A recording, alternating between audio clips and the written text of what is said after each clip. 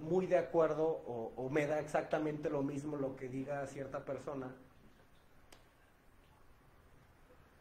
pero hay quienes nada más están cachando en que no están de acuerdo para saltar.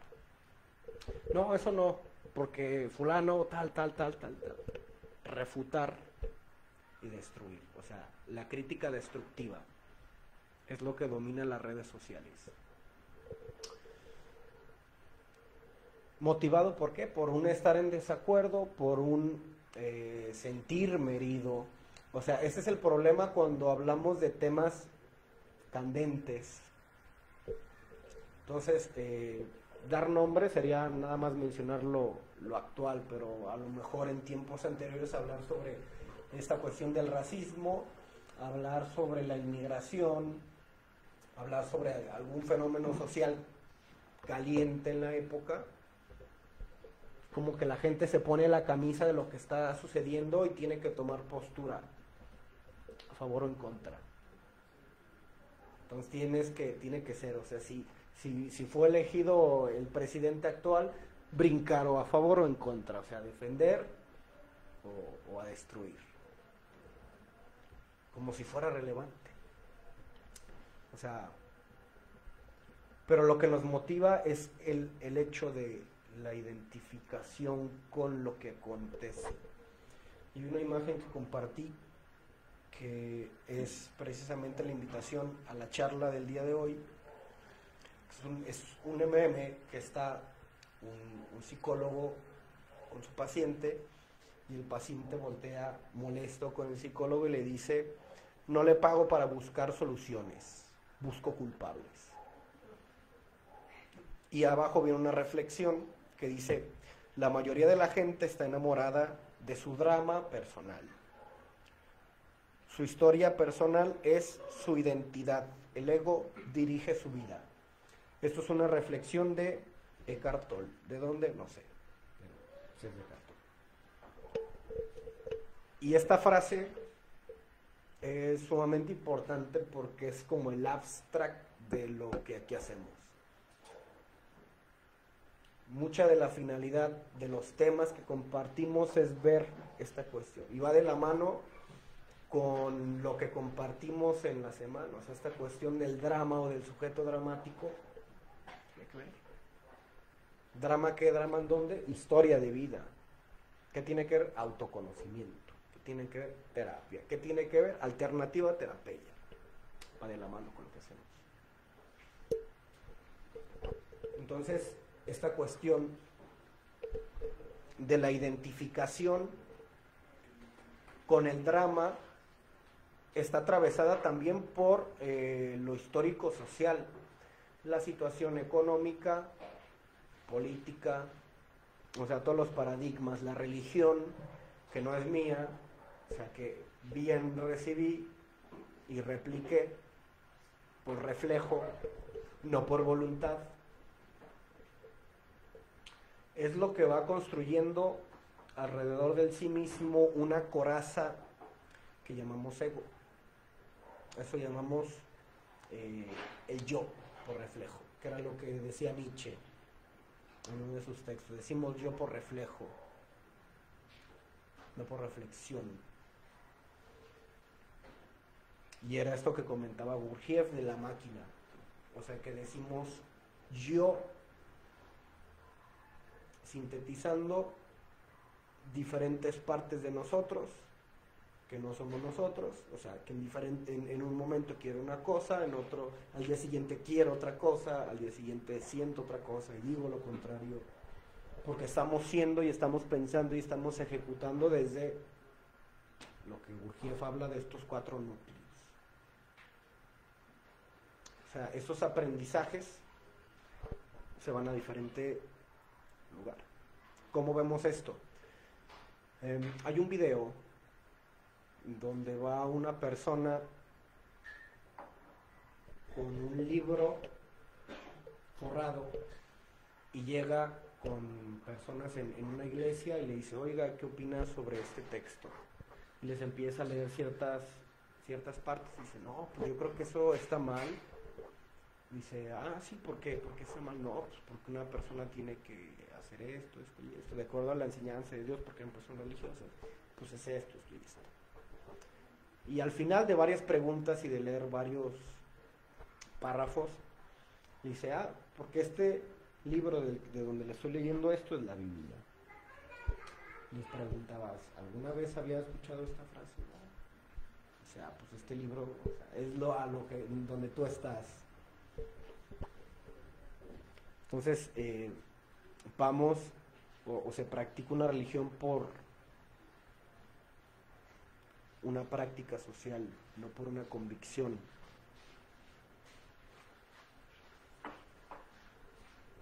Una vez alguien me comentó que era ambicioso y que tenía deseo de tener muchas cosas, de tener una gran casa y de tener un carro así, o sea, todo lo intelectual, desde lo social en lo material. Y yo tenía ganas de creerle, así me esforcé, no pude. Entonces yo me reí y le comenté, le dije, no, pues es que quisiera creerte, pero es que tú estás, o sea, esa ambición ojalá y fuera tuya. O sea, te diría, pégale duro, si fuera tuya, si fuera desde tu sí mismo. Pero estás chipeado para quererlo. Estás programado para desear. O sea, porque a partir de lo que no, a partir de lo que no puedo tener, es que empieza a girar la rueda del capitalismo. O sea, todo el mundo tirando hacia lo que ven las celebridades. Por eso las celebridades juegan un papel importante, todas las figuras públicas juegan un papel muy importante en esta cuestión del ideal, de lo colectivo. O sea, fíjate que un famoso se hace un tatuaje o se hace alguna cuestión, se corta el pelo, se viste de cierta manera y se empieza a replicar. O sea, eso es el algoritmo que empieza a programar. Todo lo demás empiezan a imitar el modelo. No hay un sí mismo. Y entonces es lo que habla Gurdjieff de la máquina. O sea, vivimos en automático. Pero ¿quién va a hacer esto? Pues quien es muy, muy fan. O sea, es común que en la edad de la adolescencia los chavillos y las chavillas que están enamorados así de la celebridad de turno, que anteriormente eran se vuelven modelos. O sea, si las mujeres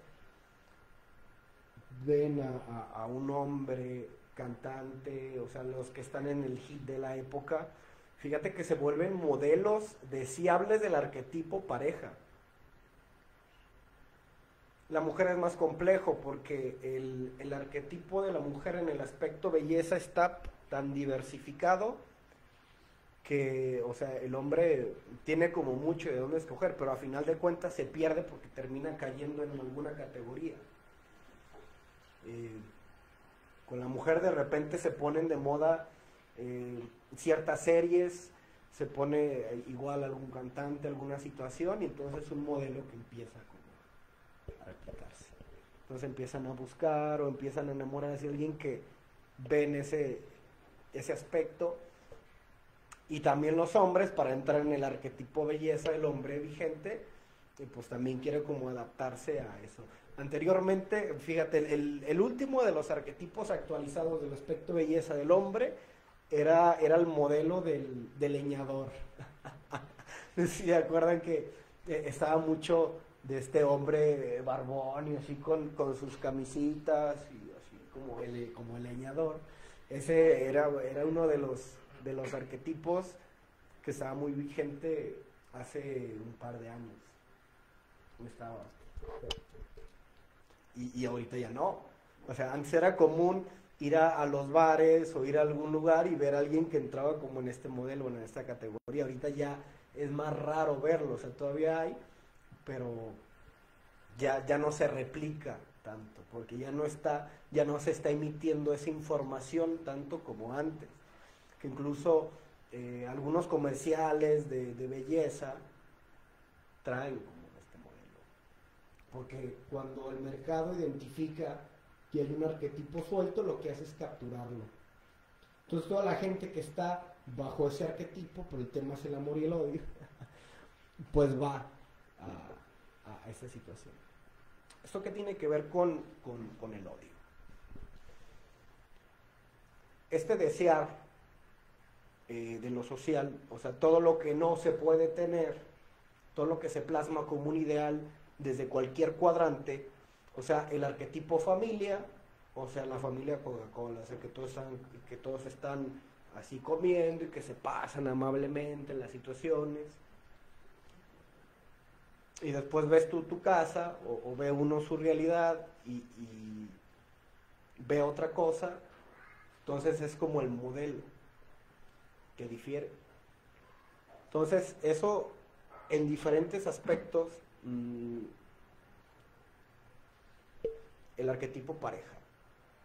Ves, por ejemplo, a una de las cantantes mexicanas famosas que recientemente se va a casar con otro cantante famoso joven y se vuelven entelequias del arquetipo pareja.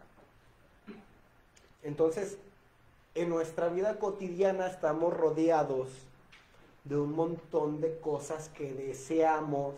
De aquí el tema del lunes, placer, que no es placer, es deseo, que deseamos, que están puestas en lo social, que queremos aspirar, pero que nunca vamos a tener, o difícilmente vamos a tener, o a un gran precio vamos a tener. Porque así funciona el mercado. O sea, no se puede ofrecer algo que todos puedan tener, pero sí que todos quieran aspirar. O sea, fíjate, cuando sale un nuevo modelo de este celular famoso, el de la fruta masticada, ¿cuánta gente no se endeuda y hace esto lo imposible por adquirir el último modelo? O sea, es tenerlo, pero ¿a qué precio?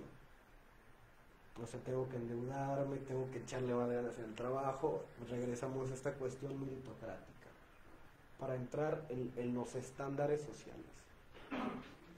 Ya vamos acercándonos a esta parte de lo que denomino como odio.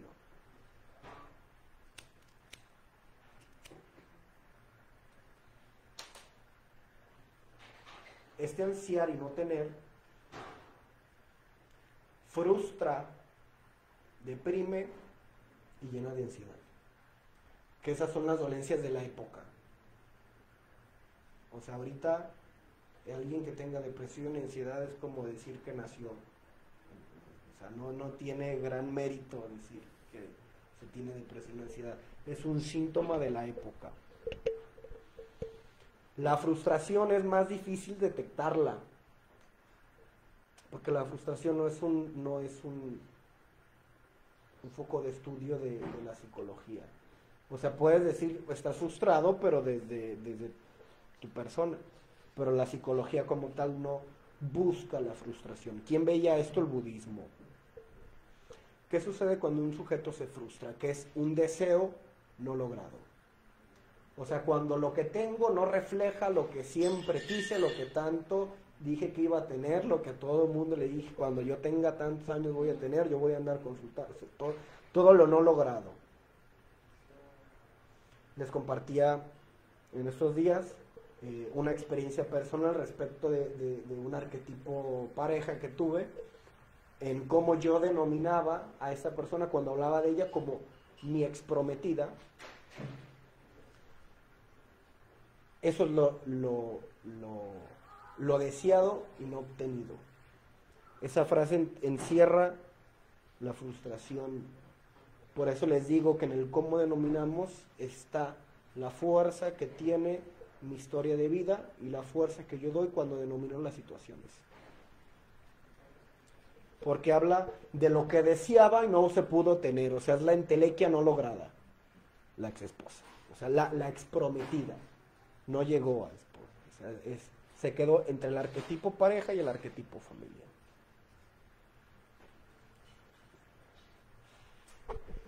Frustra, deprime y llena de ansiedad. Entonces, cuando una persona se frustra, surgen diferentes emociones a partir de esta situación.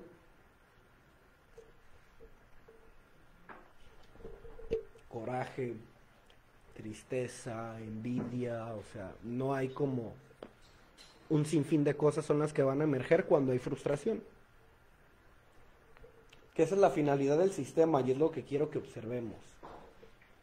La finalidad de todo lo que se ve en la tele, de todo cuando se va a la calle y se ve este modelo de que uno lo tiene, otro lo tiene, otro lo tiene, ¿a qué precio? No sé.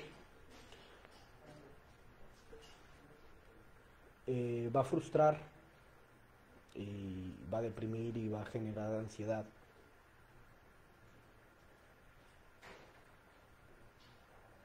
Y es la finalidad del sistema. O sea, no que te frustres, pero sí que estés como el burro que da vueltas alrededor de, o sea, buscando la zanahoria que está atada, así. Es la entelequia. Lo deseado y no obtenido. ¿Cuál es el motor de esto? O sea, si yo llego y alguien me dice no o no se me da, chale, me retiro. ¿Cuál es el clickbait? ¿Qué es lo que me va a tener ahí? Por eso en algún momento, cuando sale esta palabra, digo, porque eso es algo bien profundo. ¿Qué comentaste ahorita? ¿Cuál fue la palabra? No, eso es lo que te va a motivar, pero cuando no lo tienes y lo sigues buscando, ¿qué es lo que te motiva a continuar? O sea, el deseo ya estaba ahí. Pero yo llego, no lo tengo, me dicen, no, ¿sabe qué, joven? No se pudo, me retiro. ¿Cuál es el elemento que está en medio para que yo diga, puede que sí, sigue intentando? ¿Cómo se llama eso?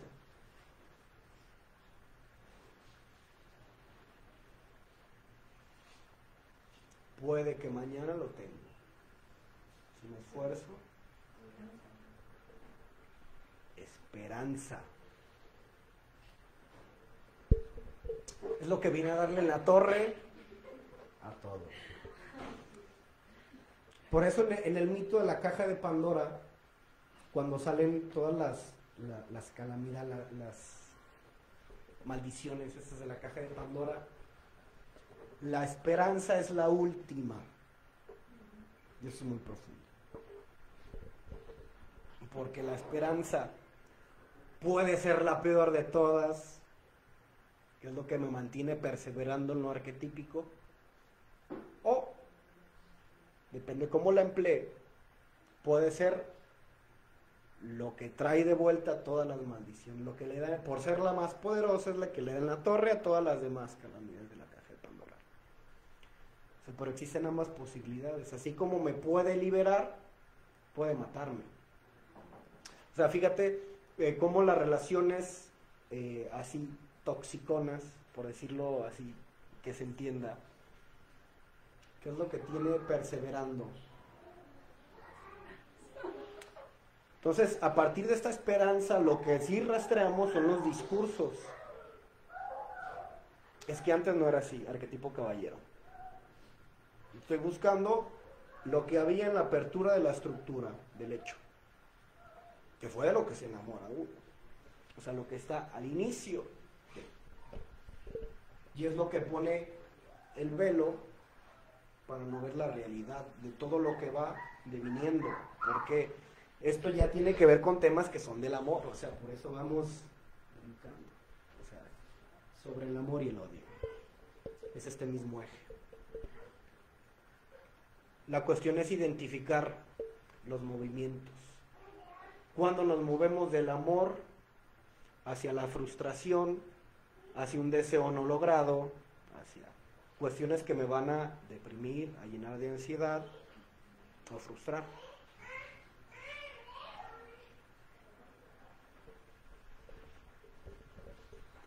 cuando la esperanza se vuelve a mi favor y no en mi contra. O sea, la esperanza que me juega en contra es la que está en lo arquetípico, lo que está externo a mí. Si le sigo echando ganas, va a ser los afuera. O sea, ¿qué es lo que pasa en este ejemplo de la relación? Perseverar en la relación, soportando, pasándole, para que algún día entienda y cambie. Pero esa esperanza está depositada afuera. Cuando esa esperanza es resignificada, o sea, la domino y me la llevo hacia adentro, ¿qué dice esa esperanza? Aquí no hay nada para mí. Otras formas de amar son posibles. Yo merezco algo mejor y me voy. O sea, eso se vuelve material para fortalecer al sí mismo. Por eso esta cuestión de la esperanza va a jugar en dos. Solo que la enseñanza está depositada en lo exterior.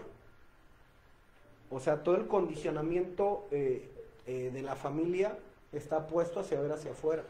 Porque el primer estadio por el que pasa el niño o el bebé es el egocéntrico. Una vez que logra diferenciarse del entorno y surge el yo y a la vez surge el ego. O sea, fíjate cómo el niño es egocéntrico. Quiero esto, y no le das algo y se emberrincha. O sea, todo es una cuestión egocéntrica. Entonces, para superar este estadio, se debe migrar hacia lo social, lo sociocéntrico, que fue algo que ya expusimos cuando hablamos de la estructura psicológica del hombre N1 y N2. O sea, era superar este estadio. ¿Cómo el niño logra superar esta cuestión egocéntrica? Viendo que no es el único, que hay otros que también tienen, o sea, empieza una cuestión de empatía, pero aquí el gran problema es cuando nos quedamos en el segundo estadio. Únicamente lo sociocéntrico y es únicamente ver para afuera. Entonces, las patologías, no desde lo psiquiátrico, sino a nivel de la personalidad, a nivel de pensamiento, se va a ver reflejado en pienso que piensan, todo lo que son algunas disonancias cognitivas, errores de pensamiento que ve el enfoque cognitivo-conductual, son del estadio sociocéntrico, es el segundo estadio.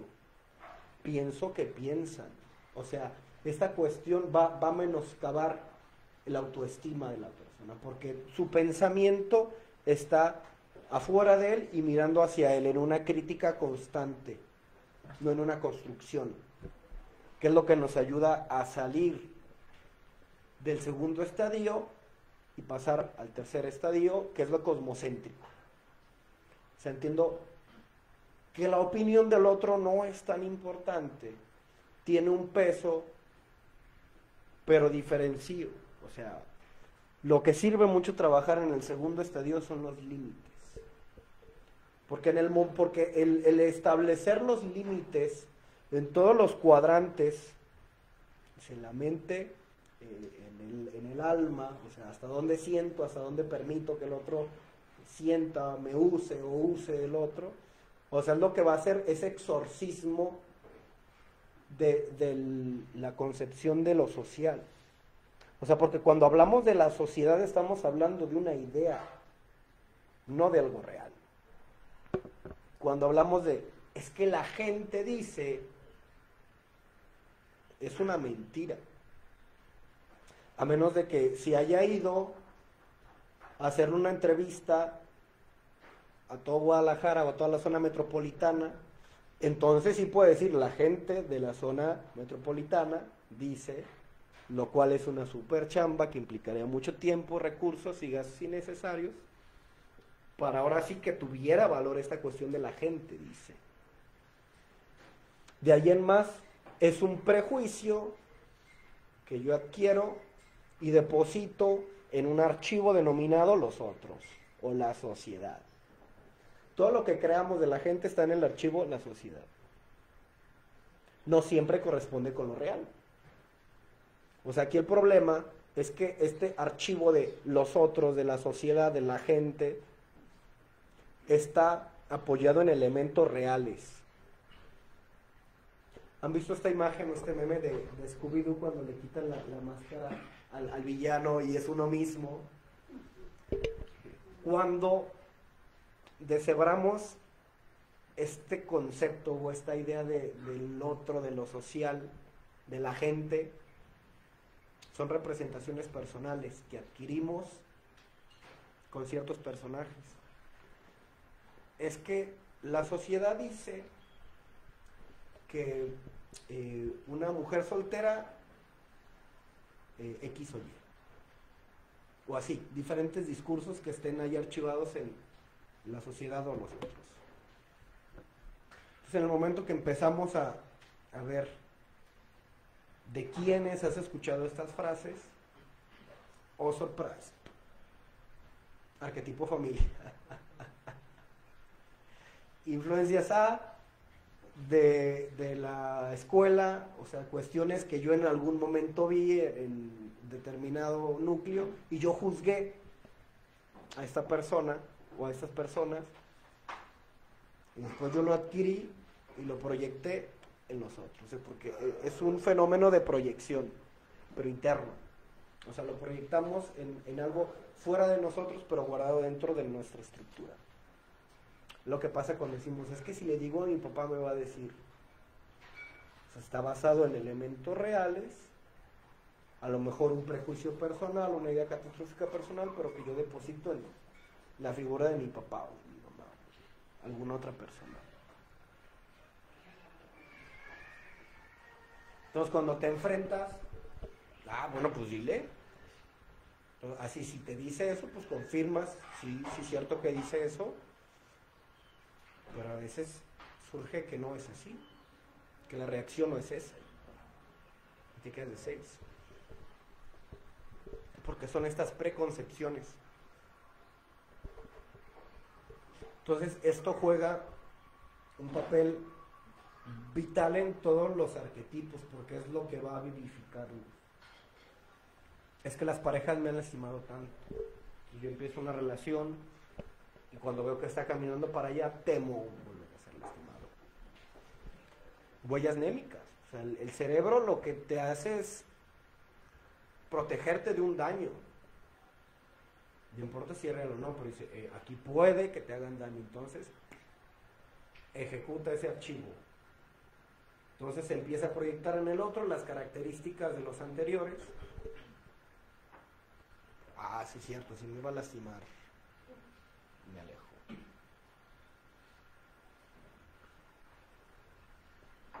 En el peor de los casos que tenemos, profecía autocumplida y sabotaje.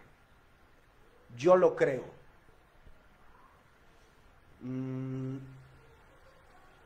Por ejemplo, temo que mi pareja me deje.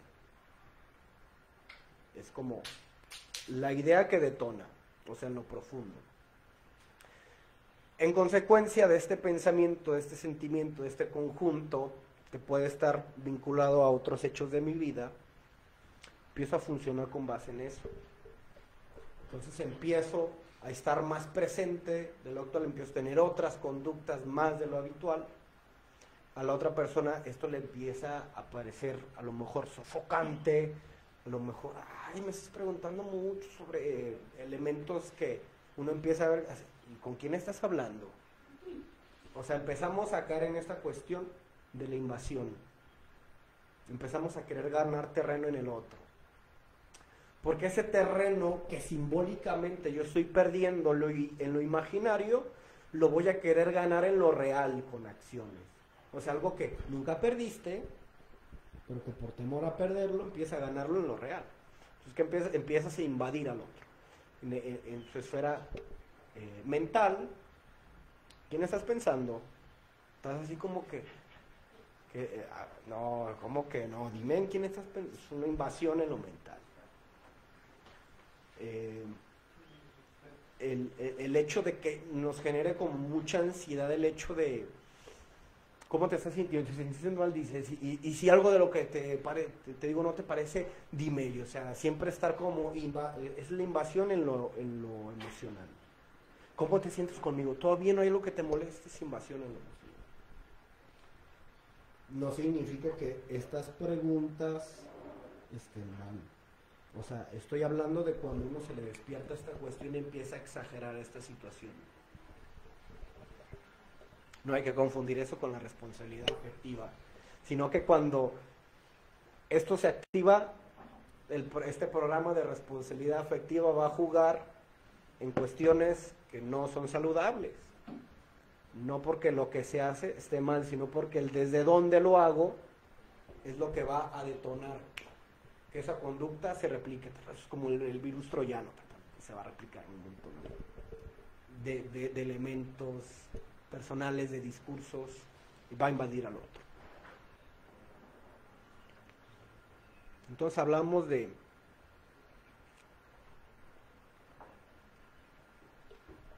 la frustración. Ok.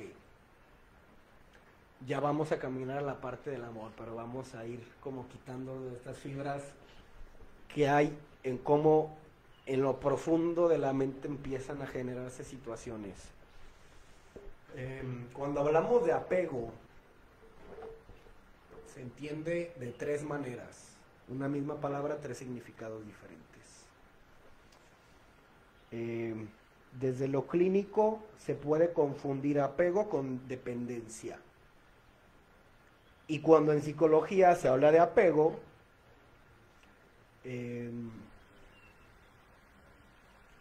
no es el apego del que habla el hinduismo o el budismo.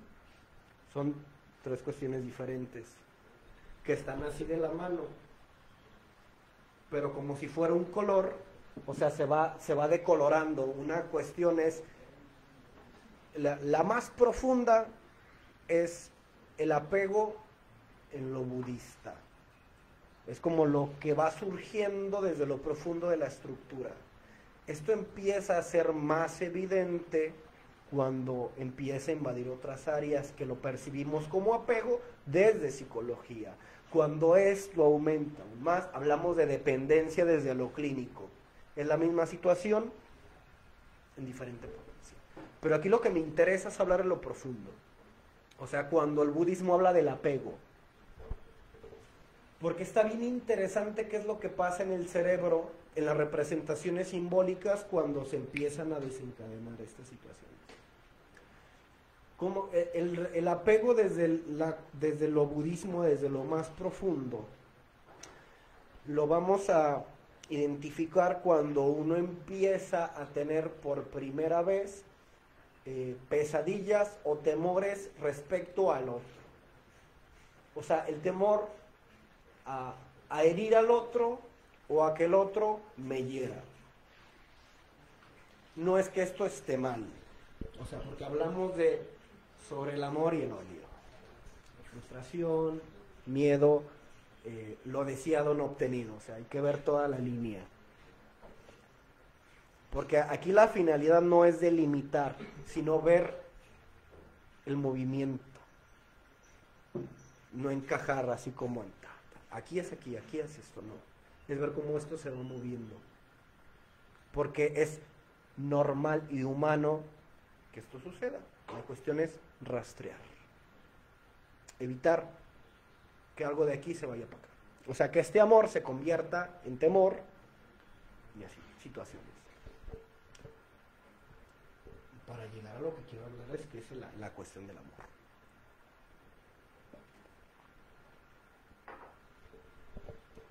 Pasa algo bien curioso. Cuando empieza a haber este temor totalmente natural y humano, lo que preocupa es lo siguiente. A manera de contener esto que está fuera de mis manos, que es el otro, el cerebro, para solucionar este problema, crea un símbolo del otro. Es la semilla para formar el arquetipo de la otra persona. O sea, porque a la persona real no la puedo contener, pero si lo hago simbólico, sí. Y es a partir de este símbolo que se pueden dar un montón de juegos. O sea, cuando empezamos a crear o alimentar o a regar esta primer semilla que se crea de la representación simbólica del otro, todo aquello a lo que estoy acostumbrado va a hacer que germine esta semilla. O sea, si yo tengo temor de que la otra persona me engañe, me hiera, que es algo totalmente normal y humano, pero cuando hay elementos en mi historia de vida, en lo real, del pasado, que sucedieron, voy a alimentar esto a través de la fantasía. Lo que habla Gurdjieff, como los malos hábitos en este inicio de la observación. Cuidar la fantasía, porque la fantasía se va a volver real. Y el problema de fantasear es que no somos nosotros quien fantasea. Es que las estructuras, por toda esta información que tienen, van a empezar a replicar toda la información que ya está, y como este virus troyano del que les hablaba. Entonces, si yo tengo este antecedente de daño, empiezo a fantasear situaciones en las que el otro me daña, en las que daño al otro, en las que pierdo al otro. O sea, empiezo a encarnar esta cuestión dramática. Pero aquí lo lúdico es que cuando lo hacemos de manera consciente, sabemos que es puro rollo, es puro show. Ah, no es real, pero... O sea, uno inmerso en este gozar, el sentirse víctima, el sentirse herido, o sea, todo el juego que la persona, o sea, que el ego ha desarrollado en torno al cómo me posiciono en esas situaciones, empieza a replicarlas a manera de fantasía. Esto empieza a hacer que esta figura simbólica del otro empiece a germinar. Cuando esto sucede, esta idea empieza a contaminar otras áreas de mi vida. Algo que únicamente era un pensamiento, una fantasía personal, se empieza a convertir en un sentimiento, en una conducta y en un hábito. Eso es la finalidad de observar. O sea, es observar esa situación. Cuando se empiezan a dar esta clase de movimientos, o sea, y yo para decirles esto me tuve que aventar un viajezote hacia observar cómo germinaban estas situaciones en lo más profundo de la mente inconsciente, pues. O sea, cómo de lo inconsciente esto se va haciendo consciente a través de diferentes aspectos de la personalidad. O sea, cuando ya se vuelve rastreable en el sujeto. Porque toda la fantasía y todo esto que les hablo del germen y todo esto, solo el individuo lo ve. Cuando ya es evidente para otros es cuando ya florece en otros aspectos. Lo mismo sucede con la frustración, de aquí vamos a hablar de lo otro. Porque este germen de lo no logrado también va a invadir otras áreas. Entonces esta frustración se va a ver en la personalidad. Los que trabajan en servicio al cliente ven cómo es que esta frustración se muestra en la personalidad en diferentes aspectos. En lo emocional, en lo mental. O sea, aquí cómo eso se representa va a ser sumamente amplio. Entonces, aquí más que conocer todas las maneras en cómo se representa, la invitación es observar, que cada uno de nosotros observe cuáles son esas entelequias que tenemos, que es eso no logrado que deseo, que seguimos albergando, que tenemos la esperanza en lo externo que continúe, porque eso es lo que nos va a terminar afectando a largo plazo si no resignificamos esa esperanza. Esa es la invitación. Entonces todo lo demás es para observar cómo esto se va a mostrar. Porque esta situación de esa frustración, este germen, es a grosso modo lo que podemos ver que sucedió ayer. O sea, este evento dramático en lo social, este hecho cultural, este altercado, viene de, o sea, es consecuencia de todo un sistema complejo. Y aquí la parte chuki es que ninguno de nosotros estamos exentos de ser uno o el otro. Dice el programa, al borde de la locura o la muerte. La perseverancia en lo arquetípico nos lleva a eso. Y la muerte puede ser algo personal, algo de otro.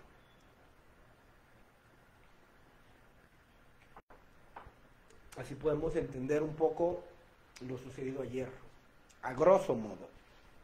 No tenemos a la persona, no le podemos hacer una historia de vida, delimitar de manera exacta cuáles son los elementos, pero de una manera amplia es el funcionamiento del sistema social y de la estructura cerebral. Y cómo estos gérmenes terminan invadiendo otros aspectos de la vida. Esta frustración genera en ocasiones un coraje con uno mismo, por no lograr, por no haber sido suficiente, porque pudiste haber hecho más cosas. Hay un sinfín de discursos que van a alimentar este germen del odio, del coraje contra sí mismo. Cuando uno dice, ya perdónate, o sea, es porque en algún momento germinó esta situación y esos discursos se tornaron en contra, o sea, un juicio sobre otro. Yo no soy suficiente para el sistema, yo no soy suficiente para lo deseado que no he obtenido. Es que no fui capaz de mantener al papá de mis hijos conmigo. Es un discurso común. O sea, y algo que dependía de otro se termina culpándose a sí mismo. Ese es el germen y ese es el sistema sobre el cual germina esta idea o esta situación. Pero bueno, el amor. Es que el amor es el motor. O sea, porque aquello deseado surge a partir de dos elementos, que esto es rastreable en la infancia. El aspecto nobleza y lo que denominamos amor como tal.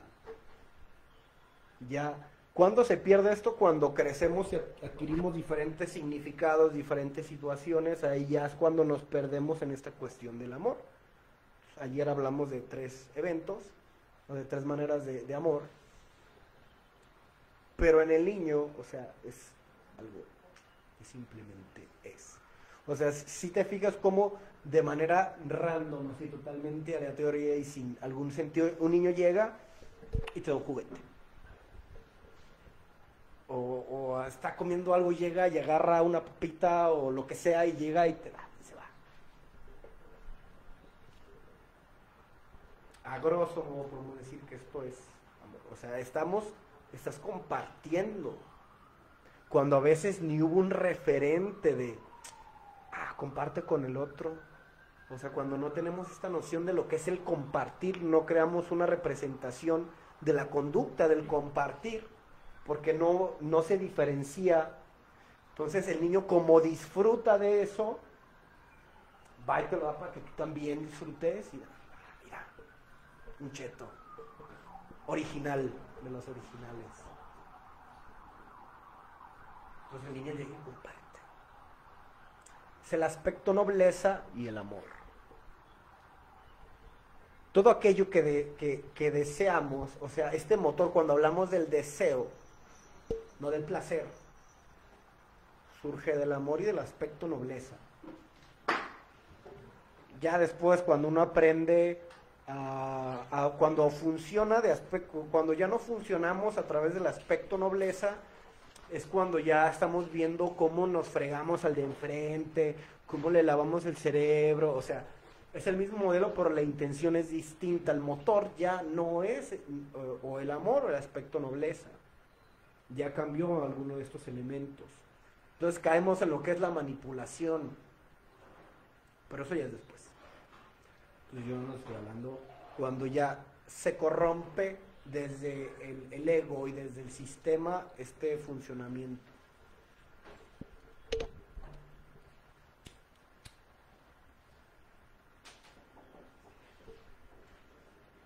Por algo que comentaban en la semana, nadie se casa para divorciarse. O sea, no tenemos una relación con otro para dañarlo. Un montón de cosas suceden, se nos salen de las manos, no ponemos límites. Pero la intención raramente es fregarme. Entonces todo aquello que emprendemos, el motor así bien no profundo, puede ser eso que denominamos amor y el aspecto nobleza. El aspecto nobleza, cuando estamos en el segundo estadio sociocéntrico, nos juega en contra. Toda esta cuestión de, ¿cómo se llama? El altruismo, personas que son muy altruistas, que están como viendo por el otro, qué hace falta, siempre lo desde más antes que yo. O sea, tienen este aspecto nobleza en contra. Es bien común encontrarte este tipo de gente que son como un amor, un pan de Dios, y que todo el mundo están como, ay, a ver, ¿en qué te puedo ayudar? Y siempre quieren salir en la foto, pero como para, o sea, en buen plan, o sea, pero sin como un dame, o sea, todo porque pues esto es lo que soy. O sea, realmente es algo muy bonito percibir este tipo de personas, porque es genuino, no es un aprendizaje. O sea, es como, no, en lo que te pueda, te apoyo. Y, no, sí, no, sí, como súper alivianados. Ese tipo de personas se rodean de personas egocéntricas, que nada más se están comiendo al noble. Porque el aspecto nobleza siempre va a funcionar a partir de la abundancia. Aunque no sea abundante, se es abundante desde el alma. Por eso le ay, tú tienes un gran corazón. Símbolos del alma. Ay, esta persona tiene, no, es un pan de Dios, tiene un corazón enorme. El aspecto nobleza es abundante en el alma. Entonces, no es que tenga para dar, o sea, es que si tiene un taco se lo va a sacar de la boca para darte, porque funciona desde la abundancia. Y eso se relaciona con lo que les comentaba ayer de la carencia. El carente va a ir a dar con aquel que demuestra elementos abundantes para tragárselo. Ojalá y le sirviera, no sirve, o sea, porque es como un agujero negro, entonces se va a tragar y no le va a servir, o sea, porque su función, desde donde se está funcionando, es desde el no tengo, y nunca va a tener, porque esa es su idea, no tiene aunque tenga, no tiene aunque tengo, no tengo. Entonces siempre se va a tragar al otro. ¿Qué es lo triste? Que cuando el abundante se canse o se quede sin elementos, el otro se va a ir a fregarse al otro. Entonces el abundante ya cae en un me hicieron, yo tenía, cuánto di. Entonces hay que observar estas polaridades, desde dónde actuamos, cómo somos con los demás. Damos, quitamos, al darnos quitamos, o sea, cómo estamos posicionados aquí. Cuando recibimos, no aceptamos, o sea, no reconocemos lo que hace el otro y es simplemente el otro lo hace porque lo tiene que hacer, o pues qué bueno, pero igual no me importa que haga. O sea, ¿cuál es nuestra posición frente a esta situación?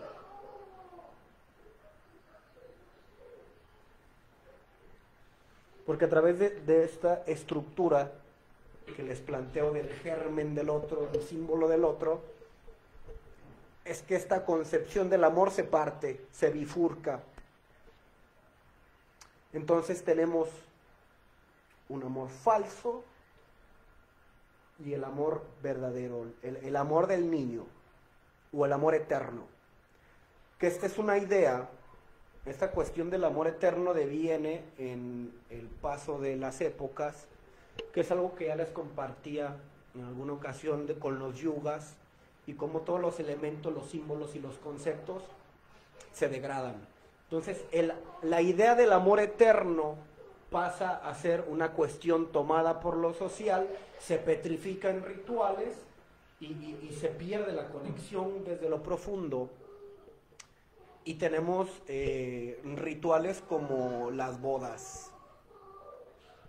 No es que quien se case tenga o no amor, o sea, esa no es la cuestión, no es que si sirva o no el matrimonio, no es por ahí. O sea, es la idea del amor eterno. Y aquí vamos a llegar a una parte bien chida. Vamos a dar claves aquí, que esas son cuestiones que no muchos alcanzan a ver.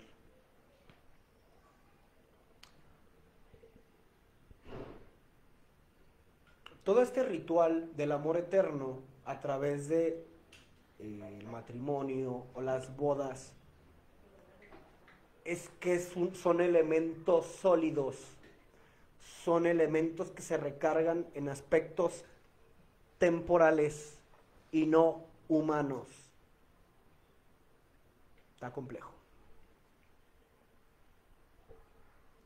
Vamos a moverlo antes de llegar al arquetipo familia. En el arquetipo pareja, todo arquetipo pareja, o sea, quien en su relación pone en alto elementos temporales, le da poder a un dios, Saturno Cronos, que de ahí el mito dice, el tiempo se traga todo. Cuando hacemos una representación de todo lo que hacemos en lo temporal y no en lo personal, en lo espiritual, o sea, cuando hago las cosas para que otros vean, recargándome en elementos temporales, tiene una fecha de expiración. O sea, como la comida está orgánica. O sea, desde el momento que sale ahí tiene su fecha de caducidad. Toda relación que inicia soportándose en elementos temporales tiene fecha de caducidad. ¿Por qué? Porque aquello que se sostiene en el tiempo va a servir para que germine el otro como una representación simbólica.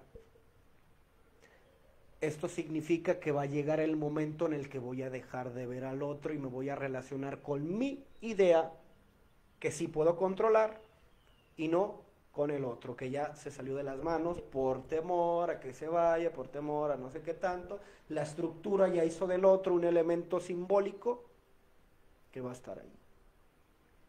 Entonces, de repente, cuando las parejas pelean, no pelean con la persona real, pelean con la representación simbólica que su estructura ya secuestró con la cara del otro.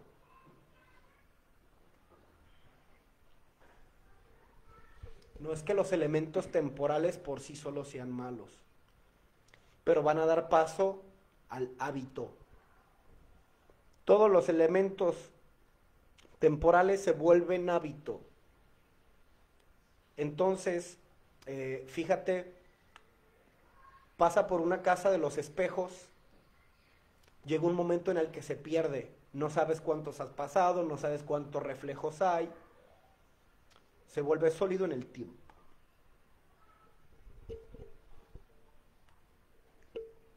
Y esto degrada los elementos que dieron inicio a la relación.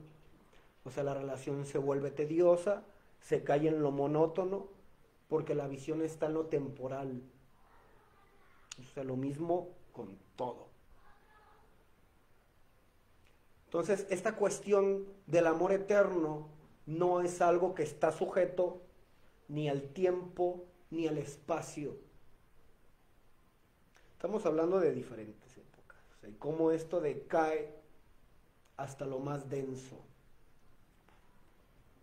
O sea, cuando hablamos de que está más allá del tiempo, del espacio, estamos hablando de una cuarta, quinta dimensión de ahí para afuera. O sea, está fuera del cerco de lo humano. O sea, nosotros estamos por debajo de los elementos espacio-temporales. Tenemos un cuerpo, para ir de aquí a mi casa, requiero recorrer cierto espacio, en cierto tiempo, si estamos delimitados en espacio y en tiempo. Entonces, encarnar esta cuestión del amor eterno es algo que en algunas escuelas de conocimiento se le conoce como el secreto del amor, lo inmortal. Por eso cuando Jackie les dice, busca lo ilimitado y no limitado, o sea, hace referencia a esta cuestión. Cuestiones que no estén recargadas en elementos temporales o espaciales. No, o sea, que se requieren por el hecho de estar aquí, pero no es la finalidad. Como por ejemplo, el hecho de estar cambiando constantemente el nombre de alternativa terapia no tiene nada de malo. Cuando son cuestiones de la esencia, algo que se requiere hacer, un cambio necesario. Pero si nosotros hiciéramos este cambio por un paradigma temporal, cada año hay que cambiarle el nombre. Estamos solidificando un elemento y va a tener fecha de caducidad. Es lo que hay que observar y es lo que hay que cuidar. Cómo ejecuto, cómo creo estructuras y cómo plasmo realidad. Esos son temas para otros espacios.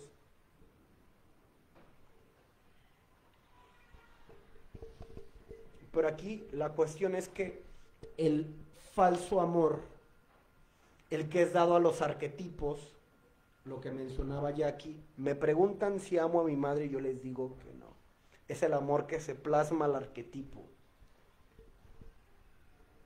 Ese es el amor falso. Lo hago porque te quiero, le digo a un hijo. Lo hago por tu bien. Nunca le pregunté si era lo que quería. O sea, dejo de percibir al humano y lo veo desde la figura del arquetipo. O sea, hay todo un sistema construido a través de la relación madre-hijo en lo personal y en lo social. Exacto. O sea, dejo de ver al otro, porque el otro ya se convirtió en una representación simbólica. ¿Qué es lo eterno aquí? Interesarme por el ser humano, por la persona, independientemente de que sea mi hijo, mi esposo, mi compañero, quien sea, porque ya no es una representación simbólica, es una persona que siente, que piensa, que tiene un tránsito, que tiene deseo, o sea, superamos este estadio.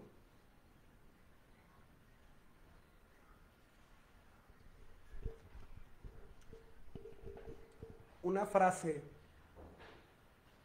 que sintetiza esta cuestión del amor eterno es una canción que muchos se saben o que han escuchado. Quiero que seas feliz aunque no sea conmigo. Es una manera sintética de entender lo que es el amor eterno o el secreto del amor. Porque no se recarga en elementos temporales ni espaciales. El amor, el que denominamos el amor falso, el amor arquetípico de las parejas, de la familia, es el querer en corto. O sea, te extraño, venga chepa acá. Acortar distancia y hacer tiempo. Es amor de carne. Adán y Eva. Ese es el arquetipo. Entonces van a dar situaciones mitológicas del arquetipo Adán y Eva. Dominar o ser dominado. Entonces, esto no es raro encontrar en la pareja, así como que no, pues es que a mí me gusta, o mandar, o que me manden, o de repente mando, de repente, claro. O sea, aprendimos el amor a la carne, o sea, el amor temporal. O sea, no hemos pensado el amor fuera de los elementos espacio-temporales. Nunca consideraste que aquella persona o que aquel al que le proyectaste el arquetipo pareja, o sea, me gustaste pa' novia, esa situación, fuera feliz con otro, No, hombre, ¿qué dice el ego? ¿Qué dice el sistema? Entonces, esta cuestión del estar con la otra persona, no porque la quiera, sino para que no esté con otro, pues es totalmente de ese sistema. O sea, no quiero desaprenderme del germen que ya te hice en la estructura. Pero sigue siendo un amor de carne y sigue teniendo elementos temporales y sigue teniendo la frustración, la ansiedad y la depresión que había en la relación. Entonces, fíjate cómo es exactamente lo opuesto a la frase del amor eterno. O sea, quiero que seas infeliz aunque sea conmigo. Se revierte todo el modelo de lo que es el amor eterno. ¿Por qué tengo el atrevimiento de venir a hablarles de estas cuestiones?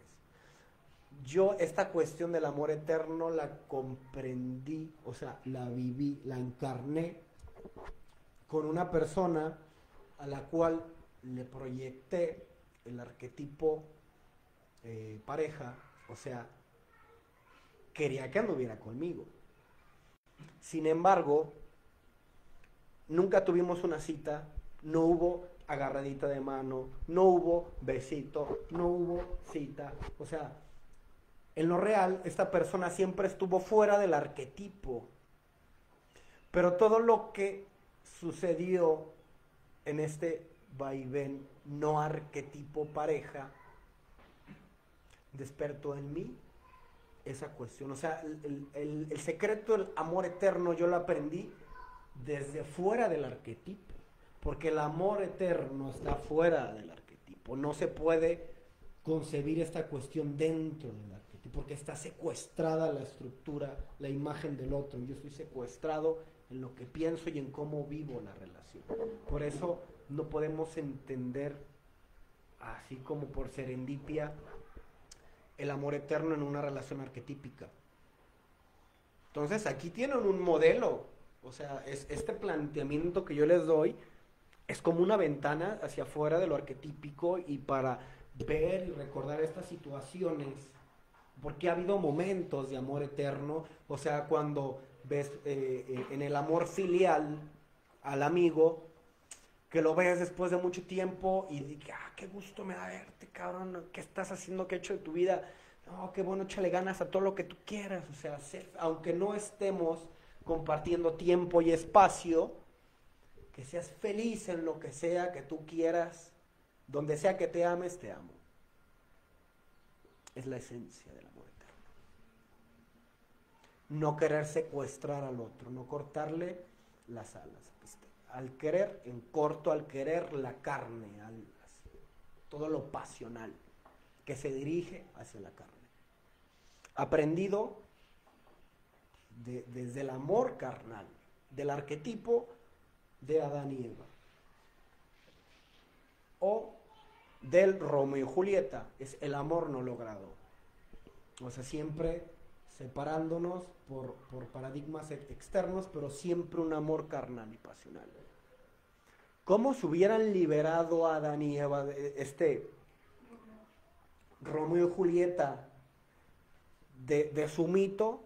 Con el amor eterno. No, en este momento no podemos estar por argumentos familiares, o sea, que la familia de los Capuleto y de los otros que eran enemigos a muerte, dice, bueno, pues si no puedo estar contigo en tiempo y espacio, te amo donde te ames.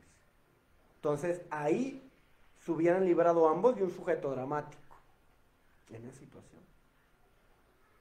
Entonces, por eso, o sea, es entender esta cuestión desde fuera del arquetipo. Porque quizá en el futuro se hubieran prestado las situaciones para que ese encuentro hubiera sucedido.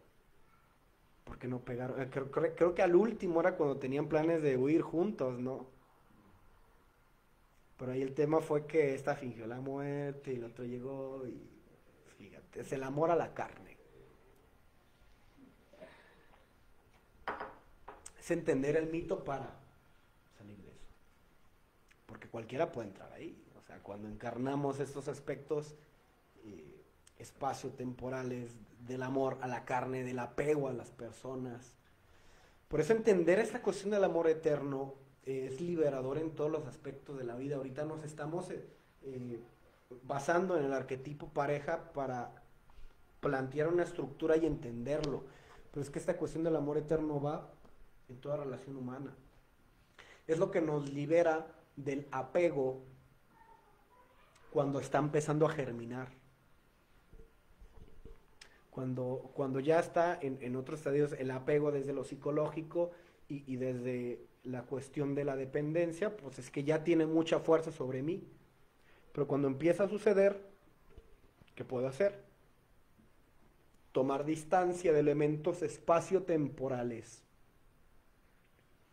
O sea, restablecer el sistema antes de que empezáramos a crear hábito y empezáramos a hacer monumentos en el tiempo.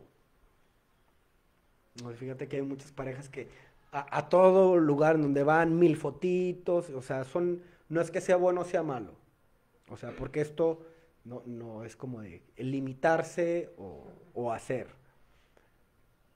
pero son cuestiones que van, o sea, que vamos y que en todos lados vamos a poner nuestro nombre, fulano y sultana, a petrificar. O sea, es que fíjate que esta idea de eternizar está decaído en algo que se sostiene a través del espacio y el tiempo. Es el ejemplo del Taj Mahal. ¿Saben la historia del Taj Mahal? Era no recuerdo si era un rey, el sultán, que tenía una amante o tenía un amorío y que para eternizar su amor construyó el Taj Mahal. Entonces, que creo que es una de las 7 maravillas, o sea, es una cosa monumental. Pero esa es la concepción de el amor eterno degradado en lo que es tiempo y espacio. Sigue hasta ahorita. Y vas, es una cuestión increíble, pero está degradado en una cuestión espacio-temporal.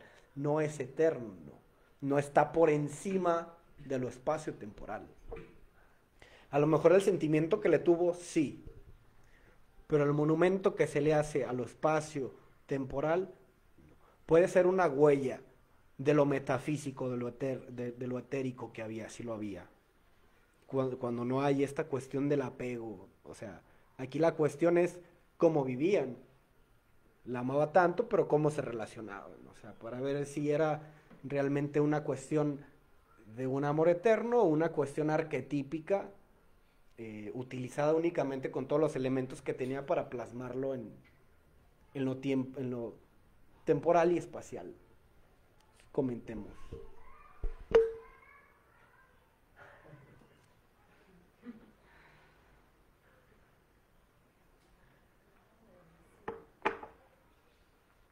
Hay comentarios, saludos, maldiciones, algo que quieran comentar.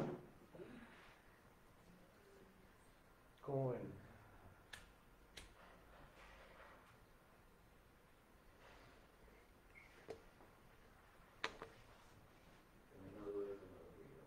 Sí pasa.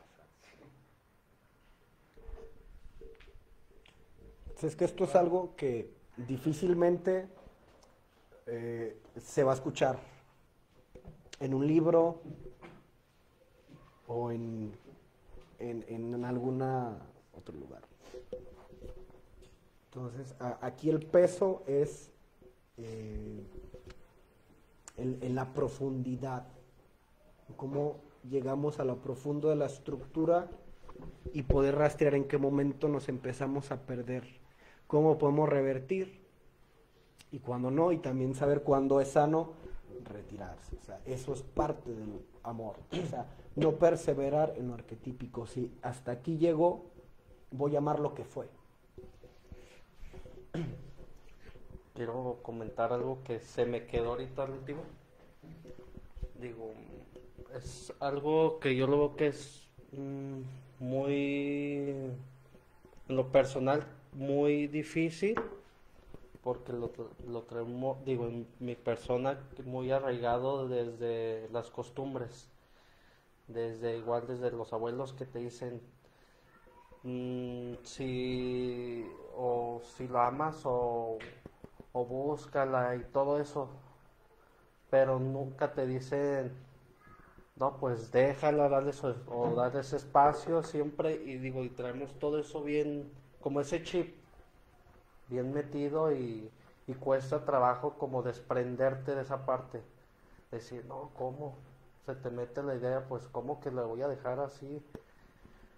Que, que digo, a mí ahorita en lo personal, digo, he trabajado en eso de su espacio, de dejarla y no meterme más en lo que no me corresponde, porque a veces me quiero meter como que hasta lo que piensa lo demás y digo, y veo mucho relación, digo, como las costumbres que los tenemos así como el chi bien metido.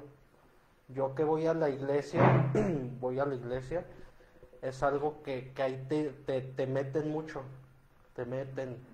Digo, yo lo tomo diferente, digo, yo voy porque me gusta a lo mejor, pues, o las alabanzas o algo, pero, digo, como agarrar ciertas cosas, pero no en realidad, no hace esto porque sí, digo, si hay cosas que te dicen, no, hazle así, así, digo, no lo tomo yo en realidad, ay, lo voy a hacer así porque así me dijeron, digo, ya estoy como fuera de eso, que también, digo, antes de decir, ay, soy católico, me decía, no, pues cree en esto y pídele esto, y digo, y lo tienes bien arraigado, pero sin conocerlo. Y ahora que estoy fuera de eso, lo puedo ver diferente porque igual en mi casa decía, no, pues pídele que a la Virgen de Guadalupe y esto, pero nomás lo pedía así.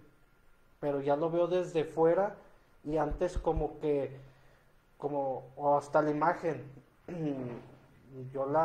me la daban y la tiraba y ya era como que te metía en la mente, no, es que eso es malo y se te mete en la mente. Pero ya que estás fuera de eso, como que lo ves diferente, no lo tomas, pues yo ya no lo tomo tan así de, de quedarme con esas ideas, digo, porque ahora que voy como a esta iglesia, digo, suele pasar igual como dicen ellos, te están como que vendiéndolo, pues en la forma de lo social, pues sus ideas, pero es como también uno las se quiera identificar o agarrarlas.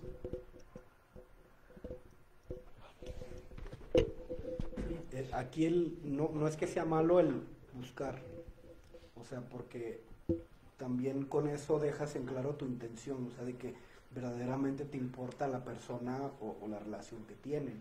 O sea, no tiene que ver con esto de a la primera de cambios tirar la toalla, y no, pues si no, pues no, y si no le gustaba, pues cada quien por su lado. O sea, no se trata de afrontar lo que emerja. Aquí el problema de que te dicen que si la quieres la busques, de perseverar en lo arquetípico, es que nunca te dicen hasta cuándo. Esa no. Y segundo, que el arquetipo pareja no está por encima de ti. O sea, porque ahí es cuando hablamos de dependencia o de apego. Cuando estar bien con la pareja lo es todo para mí, y cuando estoy mal con la pareja, todos los aspectos de mi vida se vienen para abajo. Allá estamos hablando de que el arquetipo pareja está por encima de mi representación personal. Entonces ahí sería la cuestión a observar. Pero este elemento que te digo del hasta dónde es sano buscar, ya tiene que ver con un sí mismo. O sea, sí me interesas como persona, como pareja, pero también hay una persona aquí. Entonces yo no voy a invadir ni tu espacio psíquico, ni emocional, ni nada. Y también sé que quiero que seas feliz aunque no sea conmigo. O quizá después. Es lo que no nos enseñan. ¿Hasta dónde es sano? ¿Alguien más iba a comentar algo?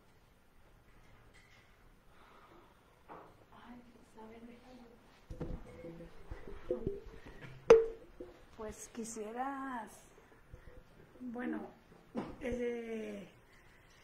algo que me agradó mucho, pues darme cuenta que pues que yo tengo toda la solución. Muchas veces culpo a las personas, pero ahorita estoy viviendo una relación, o he vivido así muchas relaciones, donde yo veo que que la persona, no es honesta, pero yo me confundo. Digo, ¿o será que te metes mucho en su espacio y quieres porque se me dijo y como que se me etiquetó como que soy manipuladora, posesiva, celosa. Entonces, ahorita escuchando, siempre hay la esperanza de que yo lo voy a hacer que cambie, déjalo que se canse, o sea, pero eso, digo yo, dijiste, voy a darles unas claves bien buenas, pero pienso yo que, o sea, esto es como, mi pregunta es, ¿por qué le doy mucha esperanza? O sea, ¿falta de valor? ¿O qué? Yo digo, esa relación no, Nancy, o sea, ¿sí? O pienso, bueno, tú, por eso me encanta, o sea, esto que estás diciendo era lo que yo iba a platicar contigo, entonces por eso me encanta. Entonces, yo siento pues que lo culpo a él, o yo soy la que no trabajo esto. O sea, estoy así como que confundida. Si lo medito y todo, tengo otra, o sea, sí me entiendo, pero para hablarlo no lo puedo explicar. Pero a lo que voy es, ¿por qué soy terca? O sea, si yo sé que me está incomodando y que digo, abre bien los ojos, o sea, y pienso yo, ¿de veras es él o soy yo que soy muy posesiva? Okay. Aquí hay dos elementos interesantes. Fíjate en el primero, o sea, o estoy mal yo o está mal él. Y aquí lo que tiene el peso es que alguien tiene que perder, alguien tiene que venir a menos. Lo que hay que buscar en toda relación es que sumen. Entonces a lo mejor nosotros estamos buscando restarle al otro o restarme a mí a través de esta idea de la culpa. Porque esto va a poner en el tablero las figuras de la víctima, del victimario y del salvador. Entonces esta es una estructura aprendida. Entonces ya saber de dónde, pues ya requiere ver historia de vida para ver si es algo un modelo que vi en casa, un modelo que fui adquiriendo a través de diferentes interacciones. Entonces, pero aquí, independientemente de cómo haya sido, ¿qué es lo que nos ayuda a sobreponernos a las estructuras? El sí mismo. O sea, lo que venía comentando, o sea, que ninguna estructura, que ningún sistema esté por encima de mí. Que mi trabajo no es más importante que mi salud. No, pues sí, pero si no trabajo no como. Sí, pero trabajar ahí también te está afectando. Entonces tienes que estar trabajando para tener el dinero para curarte de lo que te causa el estar trabajando ahí. Entonces igual como que es un negocio redondo para todo el sistema. Entonces la cuestión ahí es lugares que sumen. Entonces todo aquello que nos emancipe, que nos libere de sistemas en donde nos termina restando energía, dinero, todo esto, que nos favorezca. Pero esas eran las dos cuestiones. O sea, ¿por qué le doy tanta importancia? La respuesta está en la misma pregunta, se la das. La cuestión es desde dónde. Aquí lo que llama la atención es que en la mente estás... o sea, está intelectualizado a ver, esta relación no conviene, o sea, hay varios elementos que tú ves de manera racional y real que están en contra. porque sigo buscando. Es lo que Gurdjieff habla de los núcleos. Aquí llamamos fragmentación. Estoy fragmentado.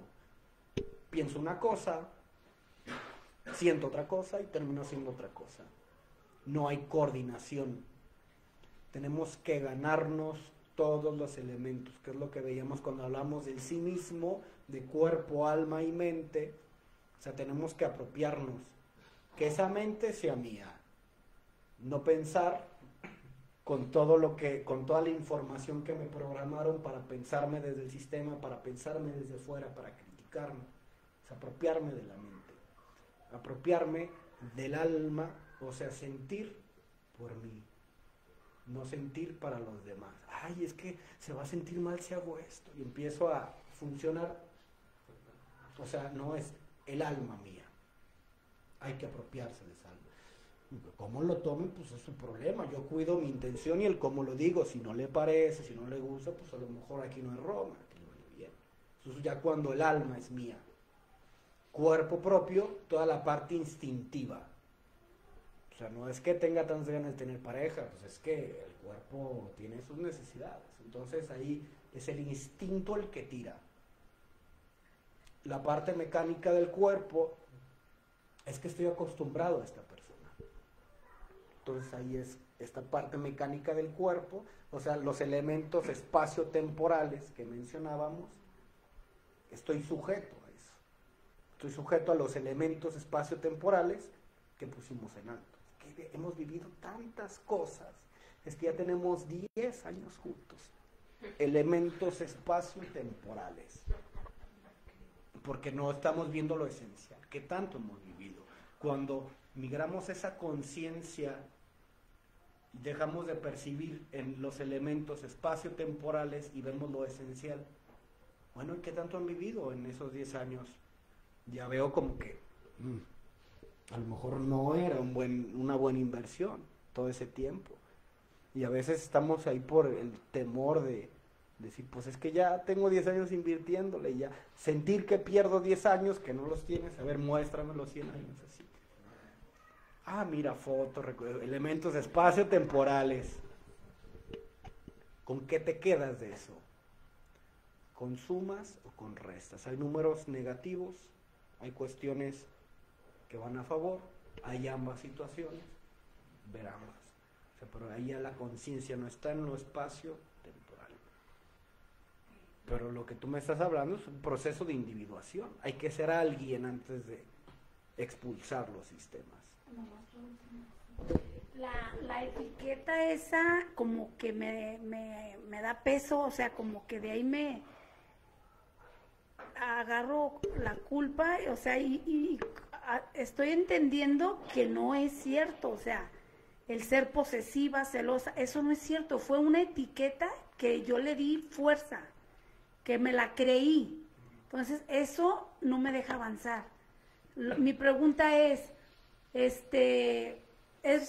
real, o sea, es lo que te estoy diciendo puede ser, o sea, yo puedo quitarme esa etiqueta porque siento yo que no lo soy, hay veces que siento que no soy esa persona, pero ya me acuerdo que me dijeron que soy y ya me he hecho toda la culpa, yo soy la del problema, pero alcanzo a ver que no soy la del problema.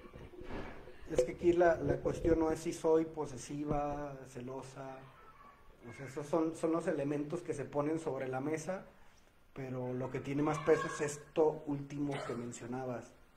Yo siento que no soy eso, hazle caso a esa parte, porque no lo eres. Pero fíjate cómo en el momento que yo me acuerdo de la etiqueta, o sea, el ego es el que vuelve a tomar esa forma. Entonces, como eres eso, debes de actuar en consecuencia de. Entonces, aunque no seas eso, ¿qué sentido tiene actuar de una manera que no eres? No eres celosa, pero si actúas de manera celosa, no es que seas celosa, simplemente estás ejercitando cuestiones. No es celosa, celosa es la etiqueta, estoy invadiendo el espacio del otro. La cuestión aquí no es si es real o no, es que siento que está con otra, aquí no es si está con otra o no. Si quieres indagar, pues indaga bien y date cuenta si está o no. Pero aquí la cuestión es el la invasión en el otro. Y primero, la inseguridad. O sea, ¿qué me motiva a hacer? Era lo que les comentaba hace rato. O sea, como pierdo terreno en lo simbólico, lo tengo que ganar en lo real. Entonces, si siento que lo estoy perdiendo en lo simbólico, es porque estoy teniendo esa inseguridad. Eso es lo que hay que ver. Si fuera ese caso, si no, pues esta cuestión de la etiqueta. Porque no, la etiqueta no importa cómo funciono a partir de lo que siento. Entonces la etiqueta nada más sirve para delimitar conductas y situaciones en específico. La cuestión es desde dónde sientes. Entonces, que estamos a un nivel así más profundo. ¿Algo más?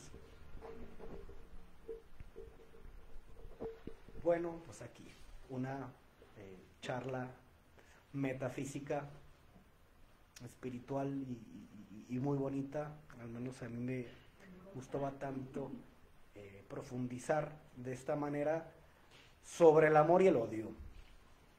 Entonces yo me quedo con esa parte esencial, que es lo que nos motiva a todos, y cuidar de no perdernos. Muchas gracias.